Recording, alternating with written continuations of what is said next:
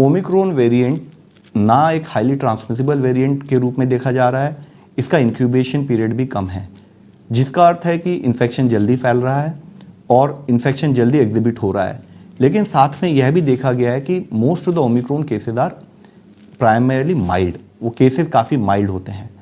अब यहाँ ज़रूरी यह है कि जो दुनिया की और देश की जो existing scientific community related evidence है, उससे क्लियरली पता लगता है कि जो हमारी अब तक की अप्रोच कोविड-19 मैनेजमेंट की रही है वह इसके लिए भी एप्लीकेबल है।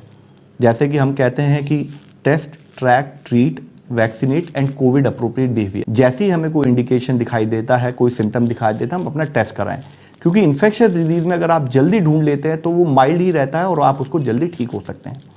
दूसरा फोकस है कंटेनमेंट यानी कि ट्रैकिंग पर। तो आपके जो भी लोग जिनके आप संपर्क में हैं उनको अवगत कराएं, वो भी आइसोलेशन में रहें, सिम्टम्स हो वो भी टेस्ट कराएं ताकि इन्फेक्शन ना फैले। तीसरा फोकस है ट्रीटमेंट, चाहे वो होम आइसोलेशन हो, जो कि हम पाते हैं कि इस केस में अधिक संख्या में लोग होम आइसोलेशन में रहेंगे, उसकी गाइडलाइन के अंतर्गत हम होम आइसोलेशन में रहें।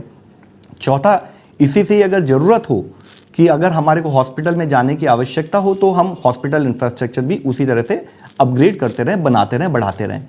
चौथा एस्पेक्ट जो हमने कहा है वैक्सीनेशन, यह क्लियरली हमारे सामने उभर कर आता है कि वैक्सीनेशंस आर वेरी यूजफुल।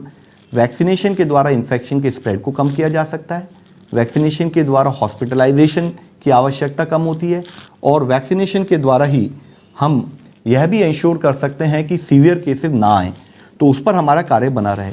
और आखिरी कंपोनेंट जो कि जिसमें कि हम कहते हैं समाज के हर वर्ग की हमारे साथ एक भागीदारी हो, कोविड अप्रोप्रिएट बिहेवियर।